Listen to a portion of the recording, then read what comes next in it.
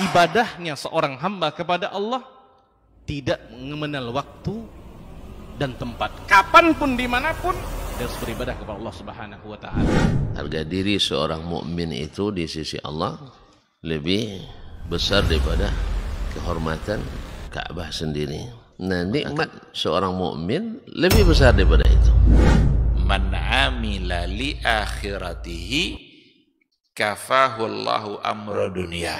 Barang siapa yang beramal untuk akhiratnya, Allah akan cukupkan baginya urusan dunianya. Berjuang dengan harta untuk membela agama Allah Subhanahu wa Ta'ala, hendaklah menjadi penopang terhadap dakwah ini, bukan sebaliknya yang menghalangi dakwah ini, tapi jadilah keluarga muslim yang menopang dakwah Islam. Kenikmatan dunia ini lebih remeh dari sekedar sayap seekor nyamuk. Tidak apa. Bismillahirrahmanirrahim. Assalamualaikum warahmatullahi wabarakatuh.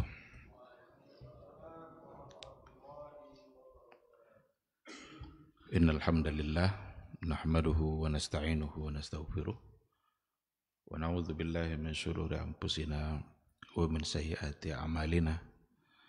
May yahdihillahu fala mudhillalah wa may yudlilhu fala hadiyalah. Asyhadu an la ilaha illallah wahdahu la syarikalah wa asyhadu anna Muhammadan abduhu wa rasuluh la nabiyya ba'da. Ikhwati fillah, ma'asyiral hadirin wal hadirat, kaum muslimin dan muslimat yang dimuliakan Allah. Kembali kita bersyukur pada Allah Subhanahu wa Ta'ala. Alhamdulillah, pagi yang penuh berkah ini diiringi dengan turunnya nikmat Allah, tidak membuat kita terhalang untuk menuju rumah Allah. Satu langkah yang kita lakukan untuk menuju rumah Allah itu akan membuat dosa kita terhapus satu dosa, dan terangkat pula satu tangga kemuliaan kita di sisi Allah Azza wa Jalla. Mudah-mudahan ibadah subuh kita dicatat sebagai amal saleh. Dan alhamdulillah kita dimudahkannya duduk sejenak di majelis ilmu. Mudah-mudahan majelis ini mendatangkan ketenangan jiwa, membuat kita bisa mendapat doa-doa baik dari malaikat-malaikat Allah. Dan doa-doa malaikat itu adalah doa-doa yang makbul dan diterima oleh Allah Azza wa Jalla. Ikhwati fillah, sama-sama kita bersalawat dan salam untuk Rasul kita yang mulia Nabi Muhammad sallallahu alaihi wasallam. Allahumma salli ala Muhammad wa ala ali Muhammad. Mudah-mudahan kita adalah umatnya yang benar-benar mencintainya, jujur dalam merindukannya. Beliau adalah orang yang sangat merindukan dan sangat mencintai kita. Mudah-mudahan di hari kiamat kelak kita bisa bertemu, bisa mendapatkan minuman yang langsung dituangkan oleh beliau dari telaganya. Ana faratukum fil haud. Saya akan tunggu-tunggu nanti kalian di telaga Kausar. Saya mendahului kalian nanti sampai di sana, kata Rasulullah sallallahu alaihi wasallam. Lalu ketika kita datang dan Nabi memberikan minum, man syariba minhu lam yazma abadan. Siapa yang sudah meminumnya, maka dia tidak lagi merasa haus. Mudah-mudahan itu semua bisa kita dapatkan, dan mudah-mudahan mendapatkan syafaat dari beliau. Amin, amin ya rabbal alamin. Ma'asyiral hadirin wal hadirat rahimani Allahu wa iyyakum.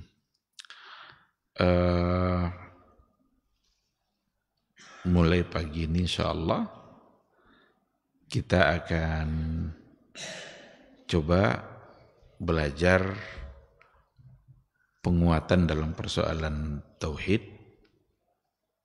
dan bagaimana cara membedakannya antara tauhid dengan syirik melalui sebuah buku Al-Qawaidu Al-Arba'.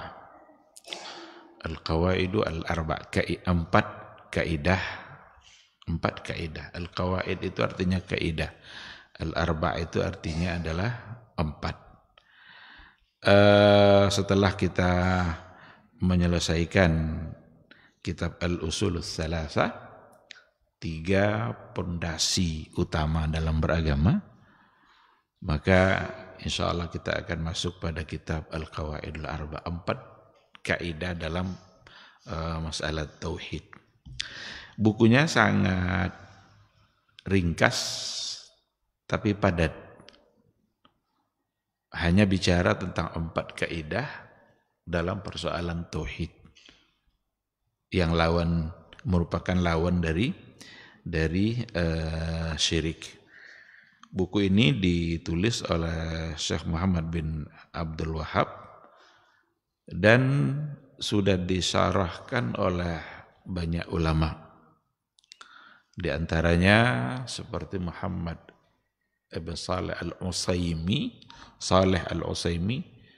dan juga Saleh Al-Utsaimin, dan juga di antara syarahnya adalah oleh Syekh Abdul Razak ibn Abdul Muhsin Al-Badr. Saya sudah serahkan bukunya ke percetakan tapi belum selesai, sehingga pagi ini saya melalui file yang ada di HP.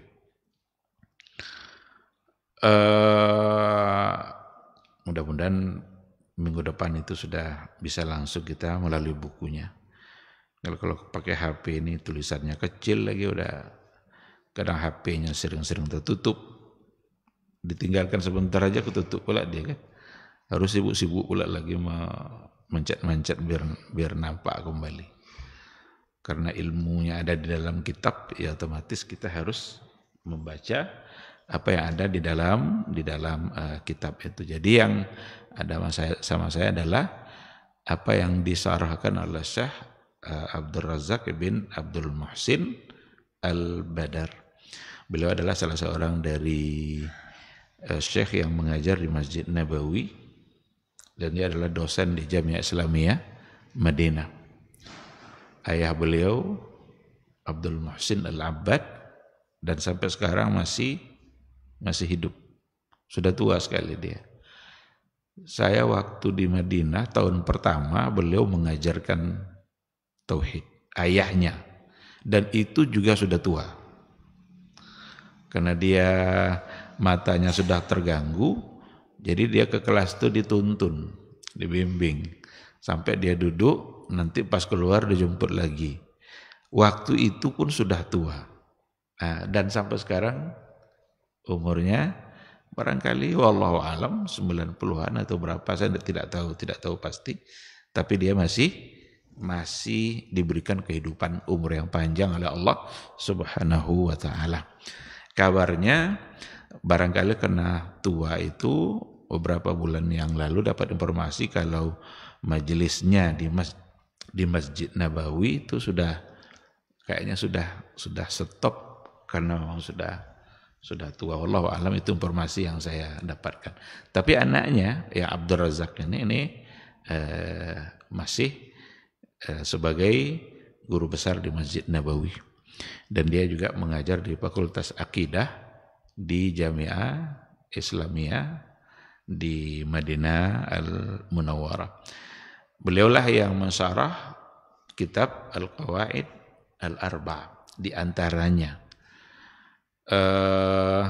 Dan di dalam mukaddimah beliau tidak memberikan syarah atau penjelasan lagi tentang syakhsiyah, tentang siapa itu Syekh Muhammad bin Abdul Wahab.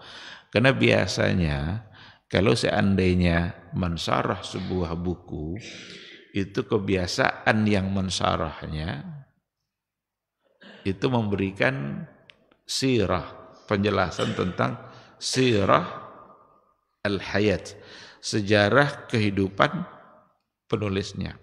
Tapi di sini tidak, barangkali ya dikarenakan oleh Syarah itu sudah bisa didapatkan di berbagai buku-buku yang lain. Seperti yang kemarin itu yang kita selesaikan itu Al-Usulus Salasah, ada Al-Muntaqa min Syuruhi Salasatil Usul. Itu sebelumnya disebutkan sejarah kehidupan dia, siapa dia, kapan lahirnya, apa saja karya-karya dia. Itu biasanya itu kebiasaan para pensyarah. Tapi di sini tidak, beliau hanya sekedar menyebutkan sedikit saja tentang metode dalam dakwah beliau. Beliau sedikit saja memberikan penjelasan tentang metode dakwah beliau. Dia mengatakan bahwa sesungguhnya Syekh Muhammad bin Abdul Wahhab kana mualliman murabbiyan mutamassikan bi kitabillahi azza wa jalla. Bahwa sesungguhnya Syekh Muhammad bin Abdul Wahhab adalah mualliman, seorang guru, murabbiyan, seorang pendidik. Jadi beda antara muallim dengan murabbi. Pendidik, murabbi, tarbiyah. Muallim itu guru. Istilah murabbi itu sebenarnya lebih dalam. Karena bukan hanya sekadar mentransfer ilmu saja, tapi bagaimana juga mendidik jiwa, bagaimana juga dia membangun semangat di dalam menjaga akhlak dalam kehidupan keseharian. Kalau muallim, ya artinya adalah mengajar, memberikan ilmunya. Tapi kalau diikutkan dengan kata murabbi, maka itu tentu akan menjadi dua fungsi yang lebih luas. Tidak hanya sekedar memberikan ilmu lalu selesai, tetapi dia juga membangun jiwa dan semangat, mendidik dalam artian bukan sekedar pengetahuannya saja, tetapi juga mengisi hatinya. Mutamassikan bi kitabillah ya azza wa jalla. Mutamassik adalah orang orang yang berpegang teguh dalam dakwahnya. Itu beliau berpegang teguh dengan Al-Quran, Kitabullah, wa sunnati Rasulih sallallahu alaihi wasallam.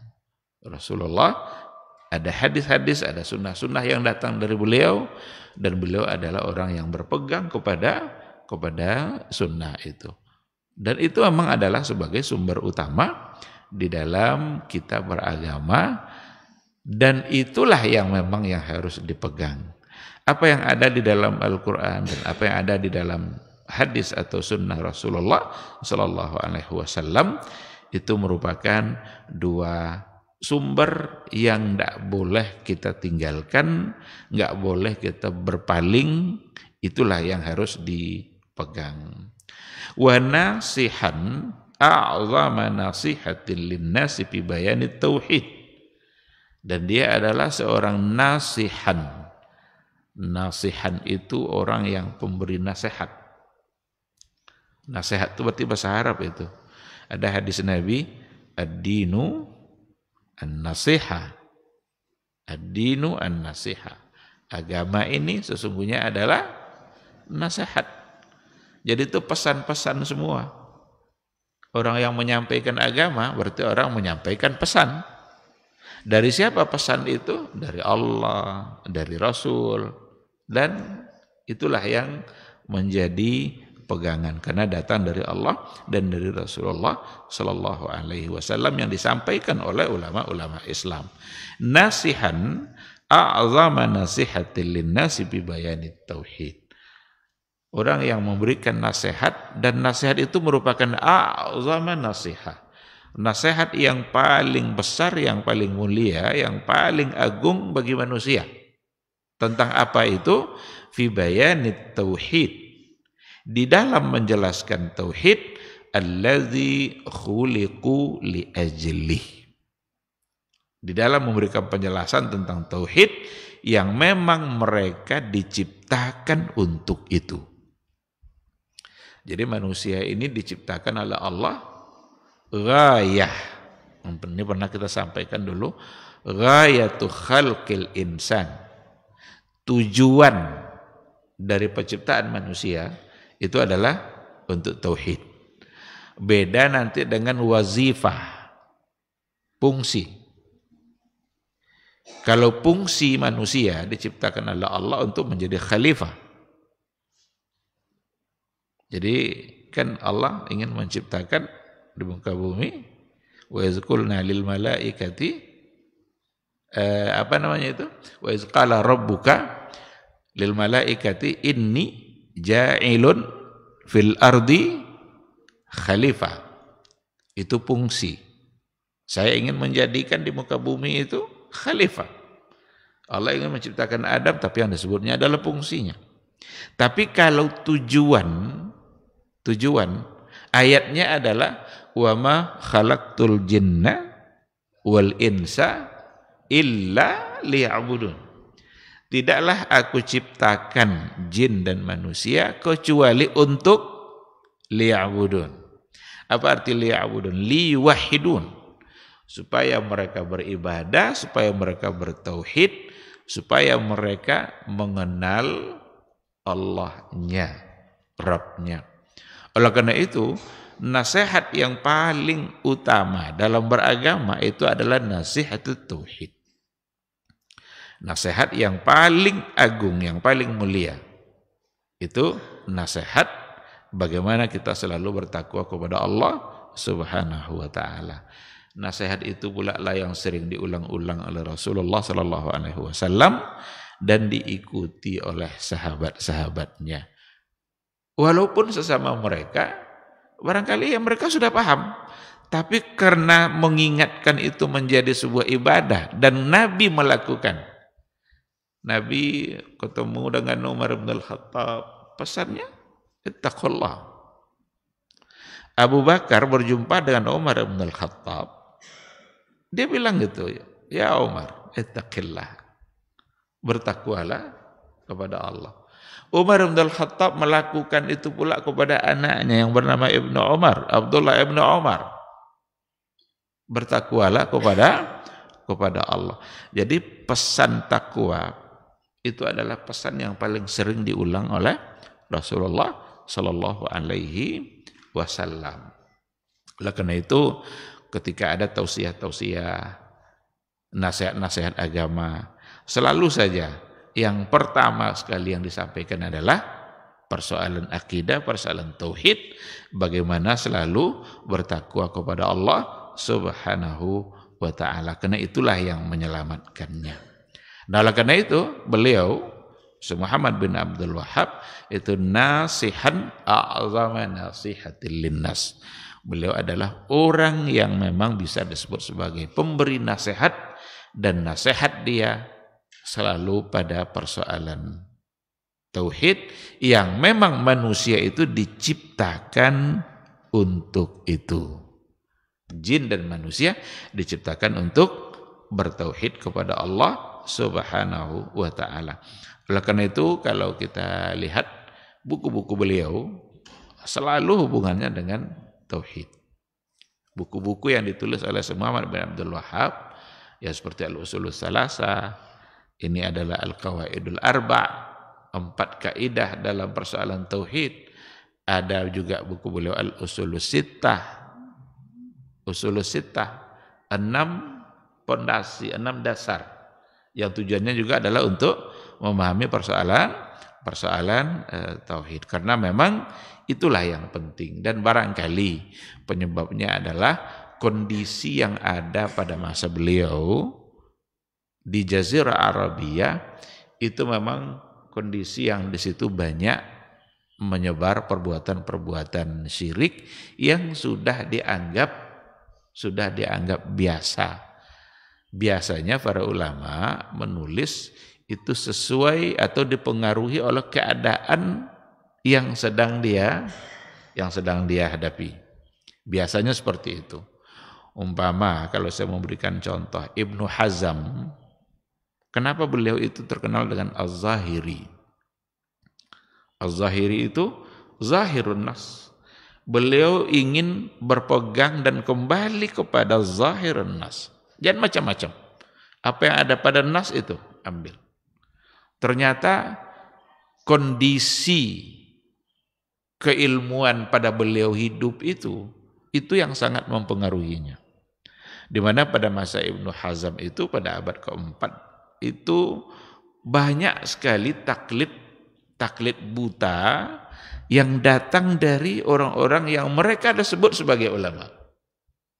Tapi mereka tidak punya keberanian untuk menetapkan sebuah hukum kecuali taklid kepada orang yang sebelumnya. Taklid itu ikut-ikutan saja. Kalau ikut-ikutan berarti tidak punya dasar. Nah, Ibnu Hazm merasa itu tidak pantas, tidak tepat. Nah, itu yang membangun pribadi dia. Sehingga dia kecenderungan kenapa harus ngikut-ngikut seperti itu. Dan dengan kecerdasan yang dia miliki, karena dia juga adalah seorang ulama, maka dia mencoba untuk mengembalikan masalah-masalah tidak taklid dan tidak ikut-ikutan seperti yang dilakukan oleh kebanyakan, tapi dia mencoba untuk mengembalikannya dalam ijtihadnya kepada apa yang ada di dalam Al-Quran dan Sunnah. Itu contoh. Nah, barangkali Syekh Muhammad bin Abdul Wahab juga seperti itu dikarenakan oleh pada masa itu memang sudah syirik, soal syirik itu di Jazirah Arabia itu sudah dianggap biasa. Penyembah kubur yang meminta-minta kepada orang yang meninggal di dalam yang sudah dikuburkan dan lain sebagainya, itu sudah menjadi pandangan yang biasa.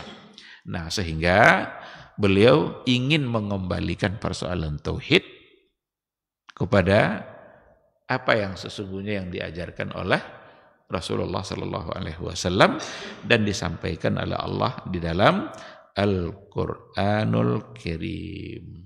Nah, maka di sini dikatakan beliau adalah seorang pemberi nasihat dalam persoalan penting, yaitu fi bayani tauhid allazi khuliqu li ajli, di mana manusia memang diciptakan untuk itu, wa aujadu li tahqiqih.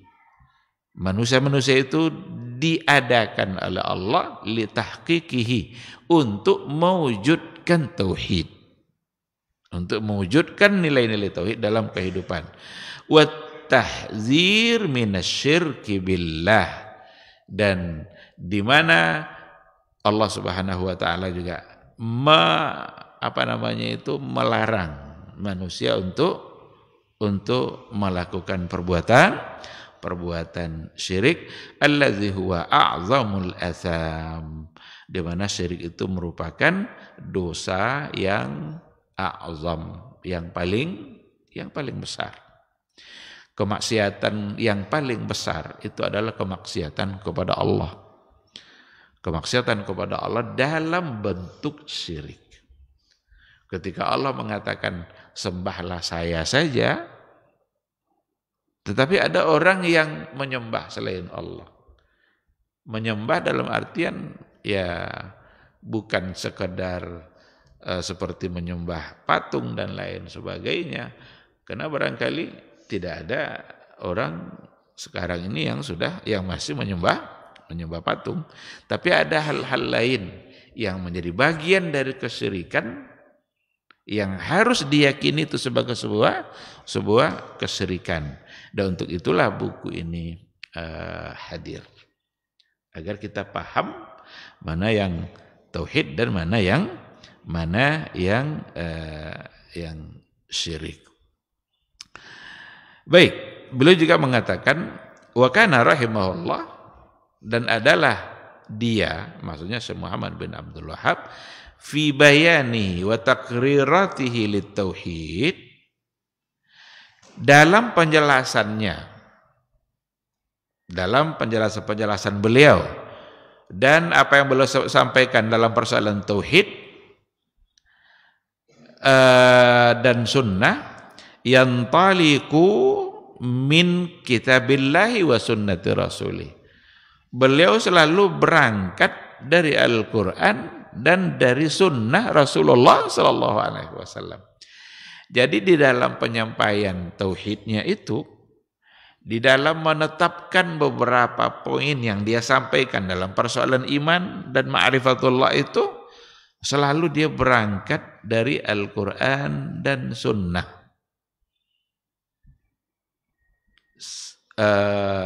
Sa'iran fi dzalika ala sunani sahabah. Beliau meniru hal-hal itu sebenarnya bagian dari sunani sahabah, kebiasaan daripada sahabat-sahabat yang mulia. Karena dulu sahabat juga seperti itu saat mereka mengajarkan persoalan tauhid kepada masyarakat generasi yang sesudahnya. Sahabat itu memulainya dan berangkat dari Al-Quran dan sunnah Rasulullah sallallahu alaihi wasallam.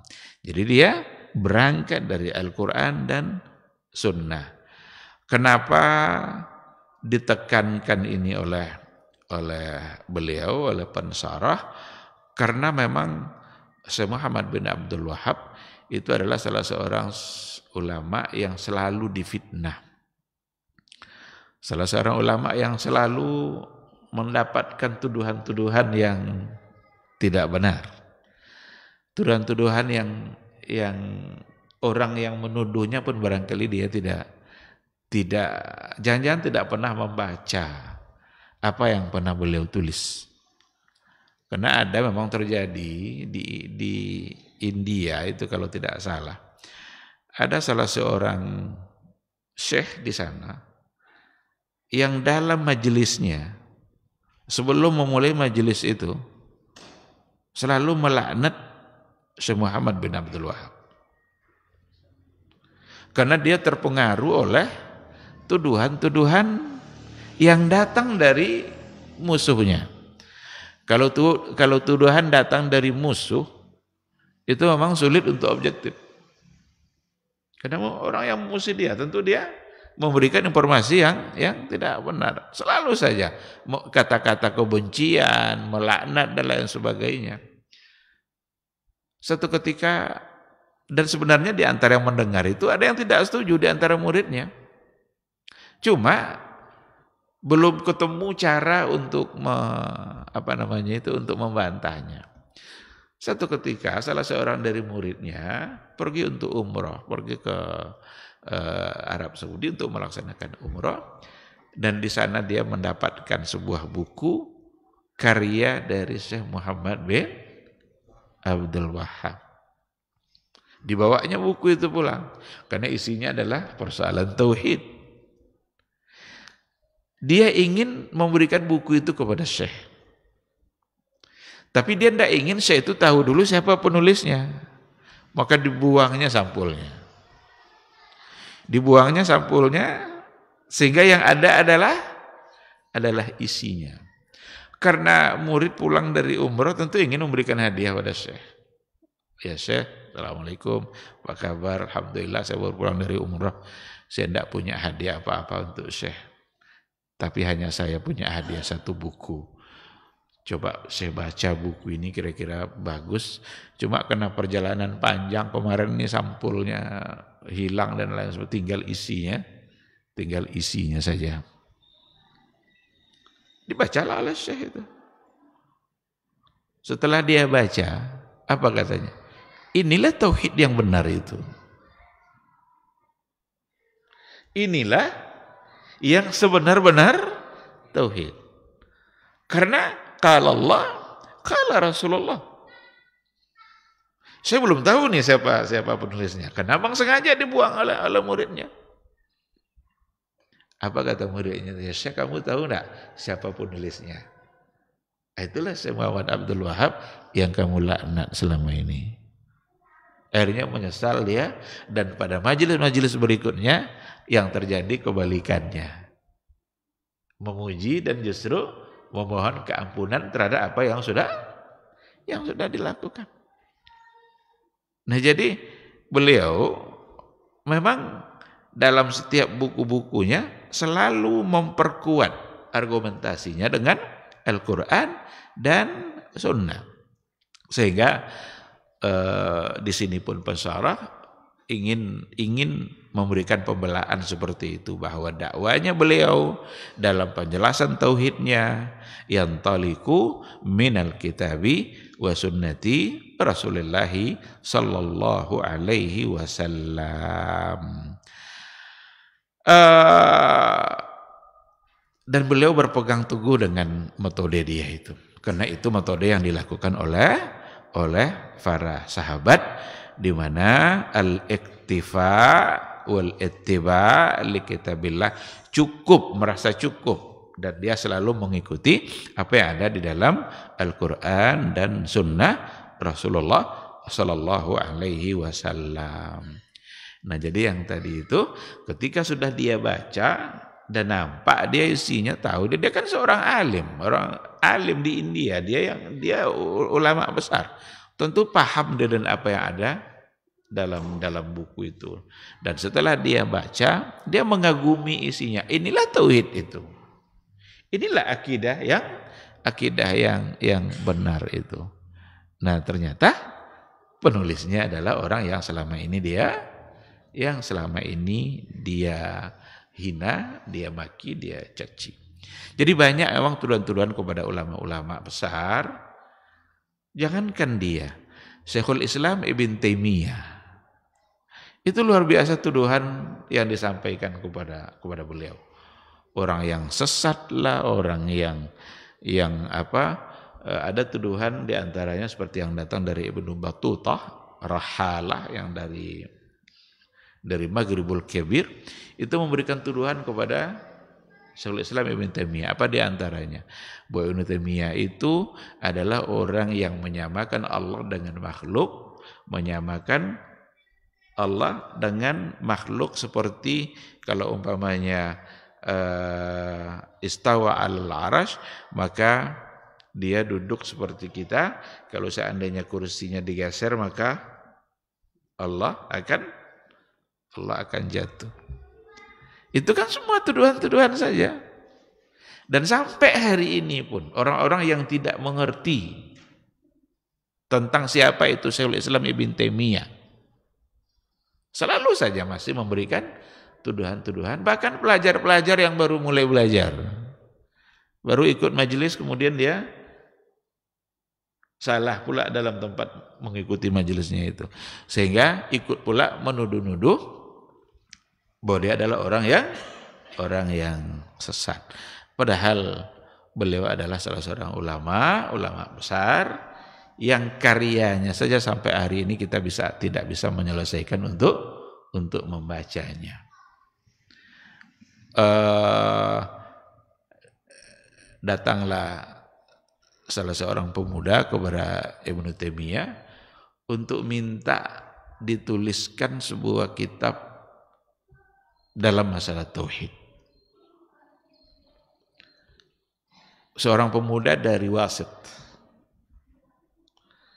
Ditulislah oleh Ibnu Taimiyah kitab itu sebagai jawaban dari Maghrib sampai Isya. Al-Aqidah Al-Wasitiyah.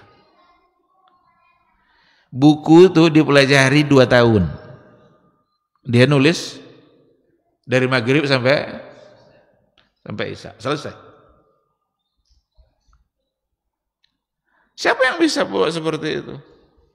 Tentu ulama-ulama besar.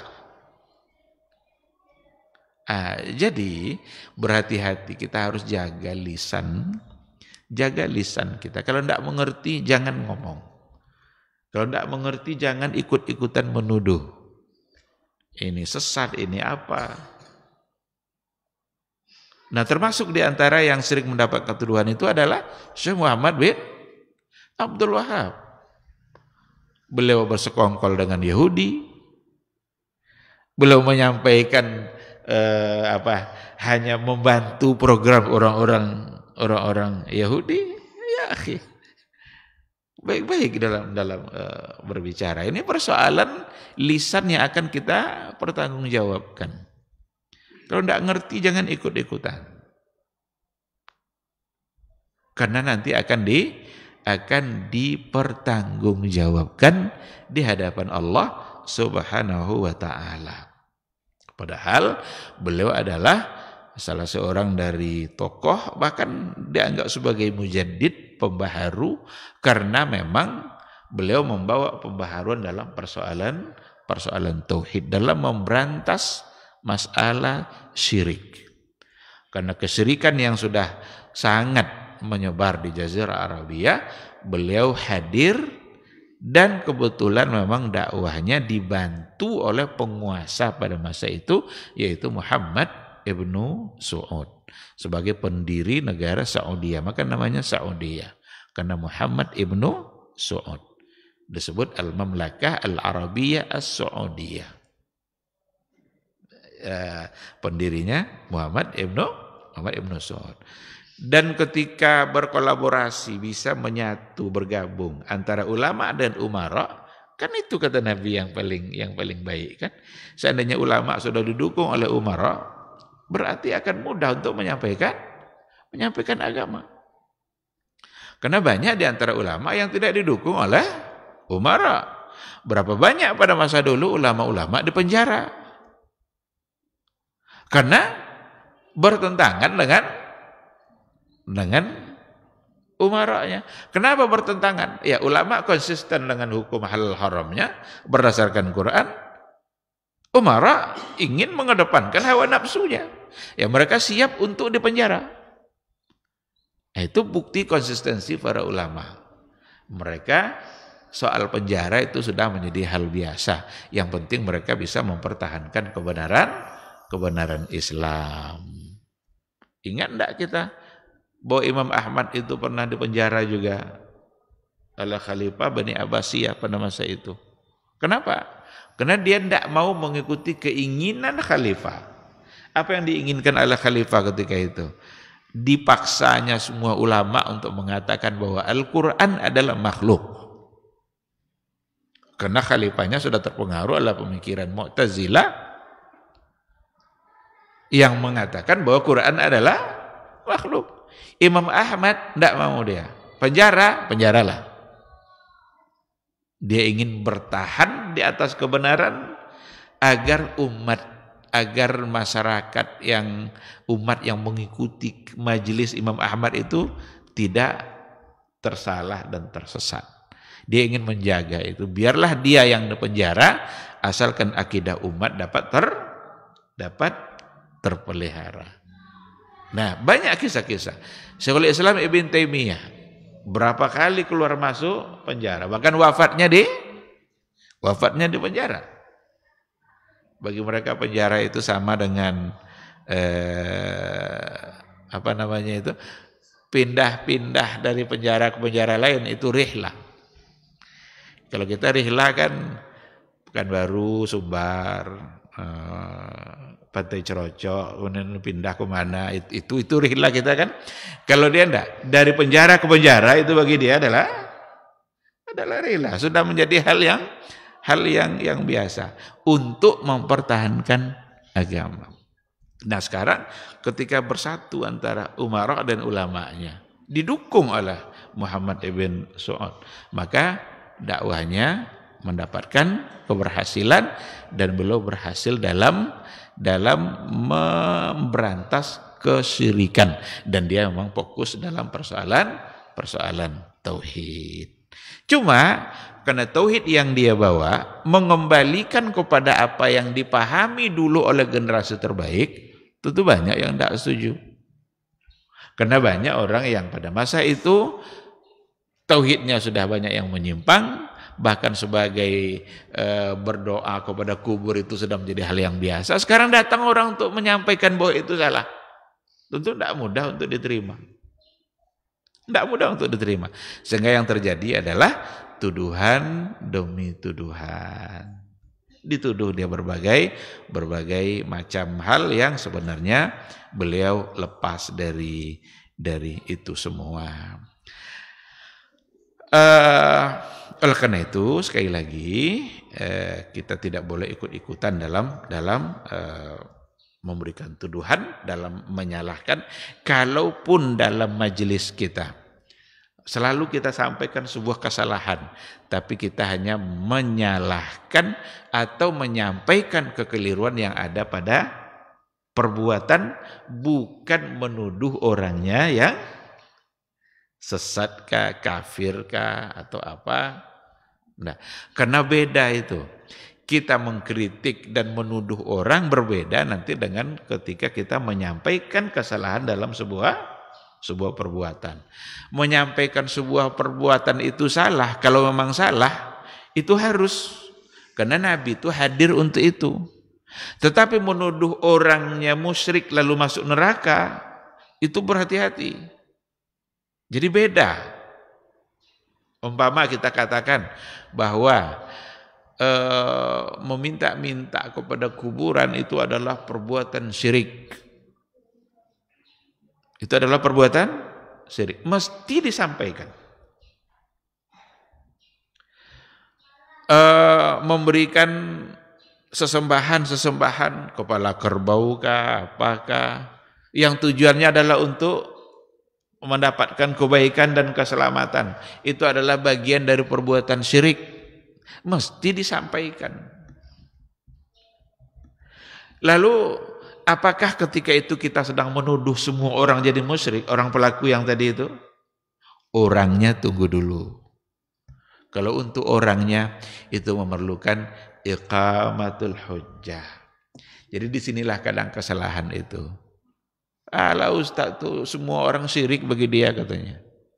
Kita tidak sedang menuduh orang yang musyrik, tapi kita sedang mengatakan bahwa perbuatannya itu adalah perbuatan syirik. Dan harus disampaikan kalau memang itu adalah syirik.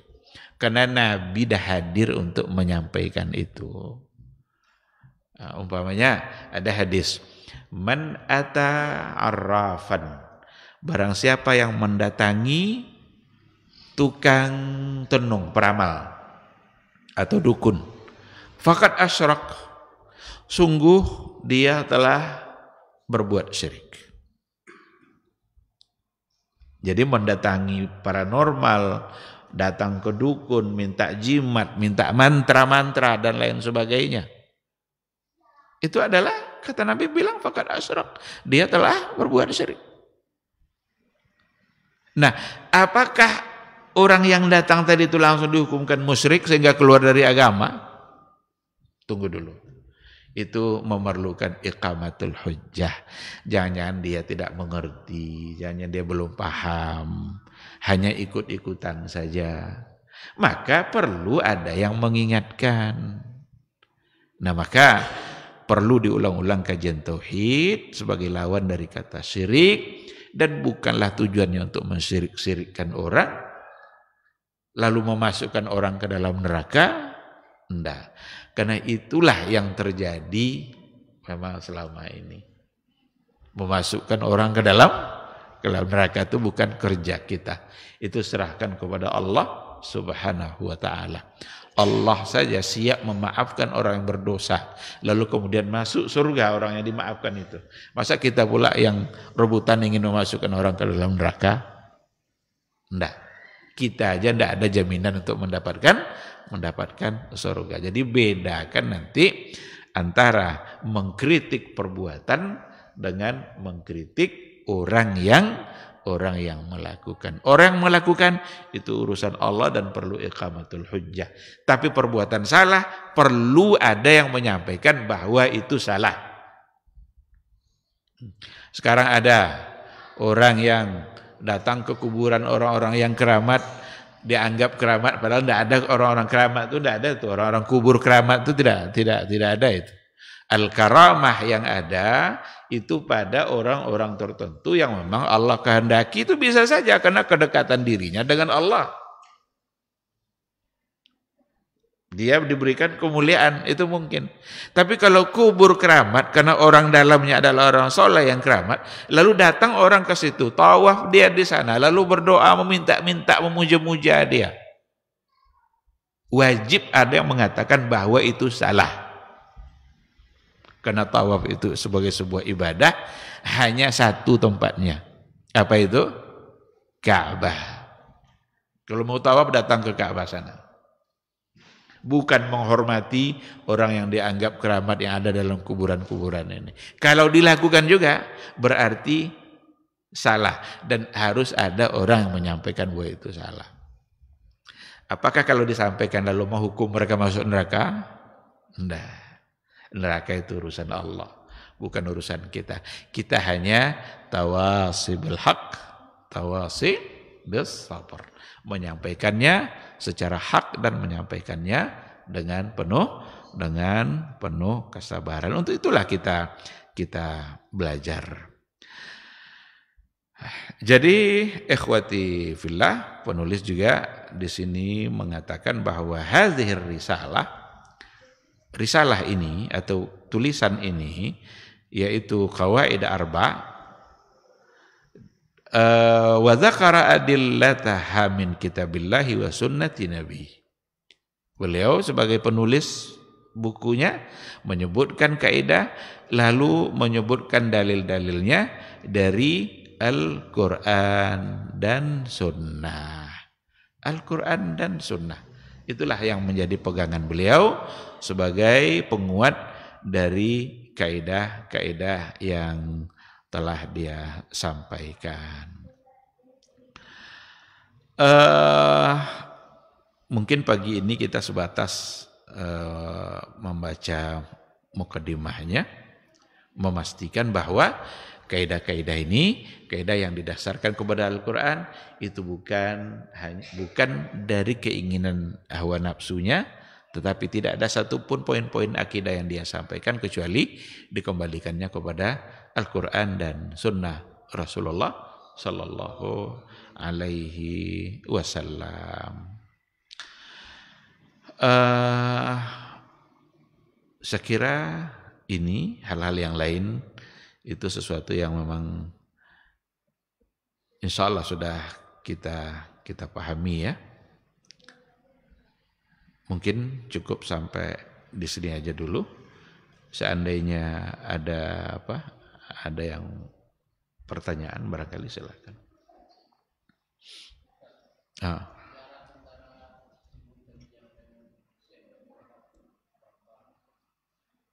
Jauh jaraknya. Syekhul Islam Ibn Taimiyah itu wafat 728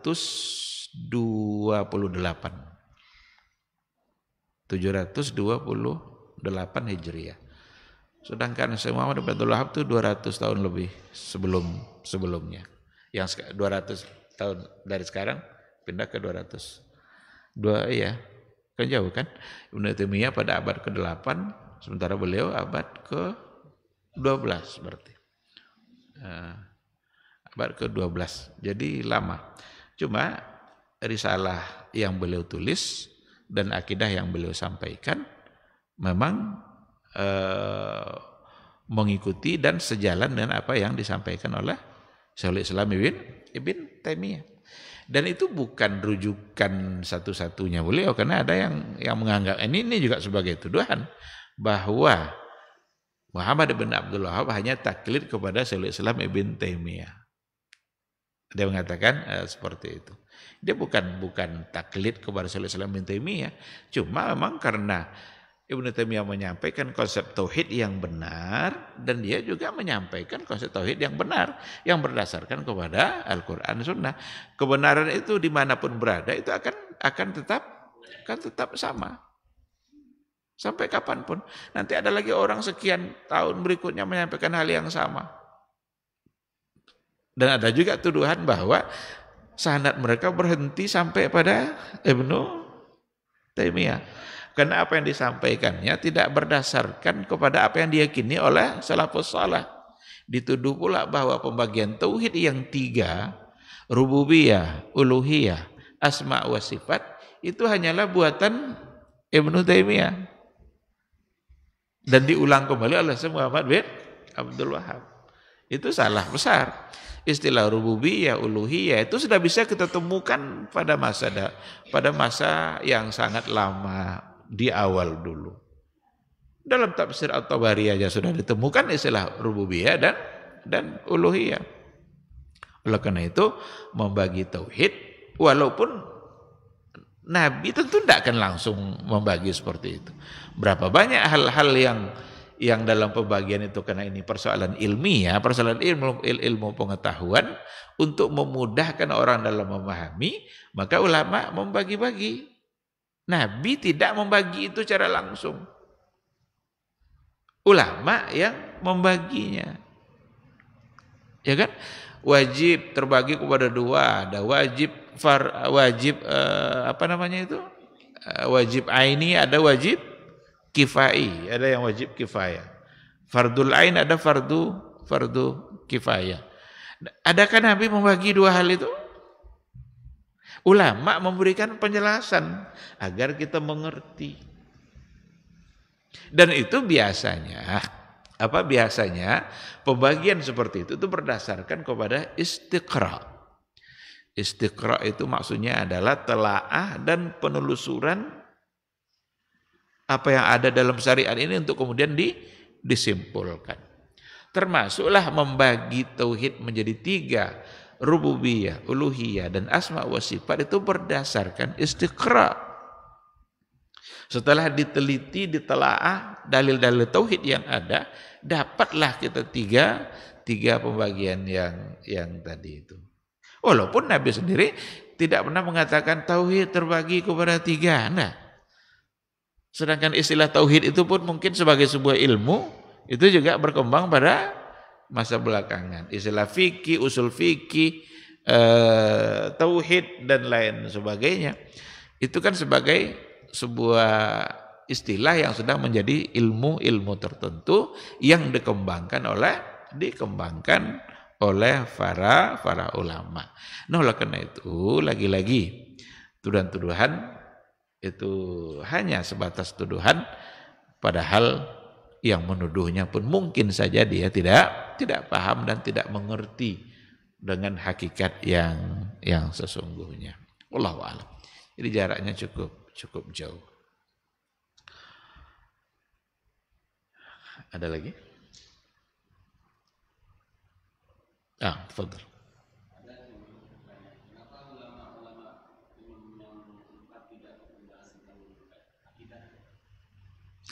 Siapa yang mengatakan tidak membahas akidah? Siapa yang mengatakan bahwa ulama yang 4 tidak membahas akidah? Akidah itu persoalan asasi yang dikuasai oleh semua ulama. Maka ada buku-buku yang memberikan penjelasan tentang aqidatu al-a'immah al-arba'ah. Akidah imam yang 4 mazhab. Ada sebenarnya. Dan mereka dalam dakwahnya juga menyampaikan persoalan akidah, persoalan tauhid. Karena itu adalah hal yang asasi. Walaupun mereka lebih terkenal sebagai seorang ulama fikih, itunya yang menonjol, iya. Tetapi mereka menguasai hadis, sebelum dia ke fikih itu, hadis itu sudah lebih duluan. Quran itu yang sudah lebih utama. Setelah itu baru mereka pindah ke bab yang lain. Yang memang mereka lebih terkenal sebagai ahli fikih. Imam Ahmad umpamanya itu mazhab, salah satu dari mazhab yang 4. Tapi dia kan punya musnad Imam Ahmad. Ya kan? Nah, berarti kalau sudah punya musnad, apakah dia bukan mengerti hadis? Cuma dia terkenalnya memang yang lebih menonjol dalam sejarah kehidupannya sebagai imam mazhab. Imam Syafi'i dia punya musnad. Oleh karena itu, akidah itu sesuatu yang memang sudah lazim dikuasai sebelum yang lainnya. Dan ada bisa kita temukan dalam keterangan-keterangan mereka bagaimana akidahnya Imam Syafi'i, bagaimana akidahnya Imam Abu Hanifah. Dan kalau mau jujur bahwa sesungguhnya imam yang 4 itu dalam persoalan akidah mereka sesungguhnya sama. Dalam masalah akidah mereka sama. Yang berbeda adalah dalam persoalan amaliyah fikih. Dalam masalah fikih. Itu baru mereka ada perbedaan. Dalam persoalan sholat, takbiratul ihram, doa iftitah, itu kita bisa menemukan berbagai perbedaan pendapat yang ada di kalangan ulama-ulama mazhab. Tapi dalam persoalan akidah, sesungguhnya mereka adalah sama.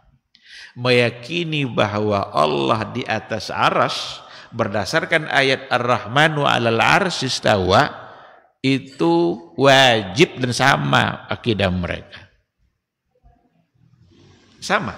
Imam Syafi'i, Imam Malik, Imam Ahmad, Imam Abu Hanifah. Cuma kadang-kadang orang yang mempelintir ungkapan-ungkapan seperti ungkapan Imam Abu Hanifah yang dianggap seolah-olah dia tidak meyakini seperti itu. Itu kesalahan mereka dalam memahami ungkapan Abu Hanifah.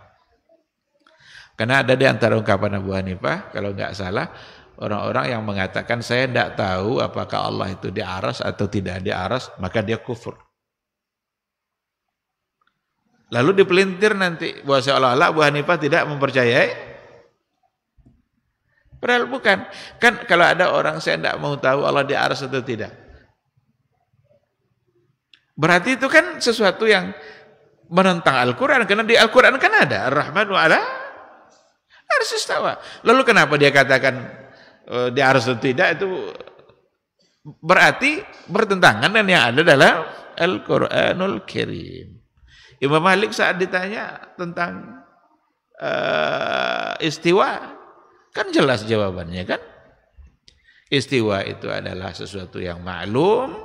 Maklum itu ya dipahami oleh orang-orang Arab ketika ada kata istawa 'alal arsy. Semua orang Arab akan paham dengan makna istawa itu. Tapi al-kaifu majhul.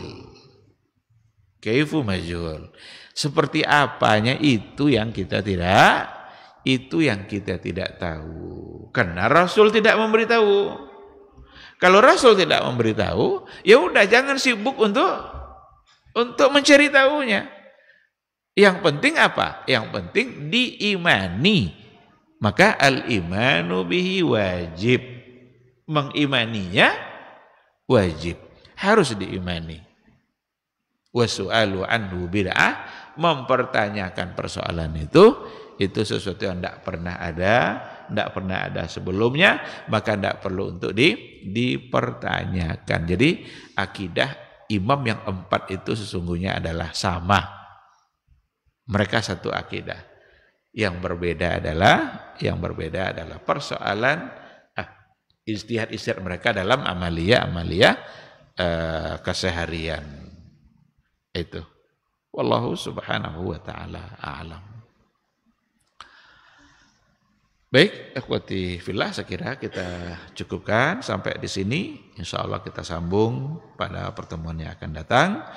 Mudah-mudahan majelis ini diberkahi oleh Allah dan Allah selalu membuka pintu hati kita untuk tetap belajar dan semangat mempertahankan akidah sebagaimana yang dilakukan oleh generasi terbaik umat. Terima kasih. Kita tutup dengan doa keputul majelis. Subhanakallahumma bihamdika asyhadu an la ilaha illa anta astaghfiruka wa atubu ilaik. Wassalamualaikum warahmatullahi wabarakatuh. Ibadahnya seorang hamba kepada Allah tidak mengenal waktu dan tempat. Kapanpun, dimanapun, dia harus beribadah kepada Allah Subhanahu wa ta'ala. Harga diri seorang mukmin itu di sisi Allah lebih besar daripada kehormatan Ka'bah sendiri. Nah, nikmat seorang mukmin lebih besar daripada itu. Man amila li akhiratihi kafahullahu amra dunia.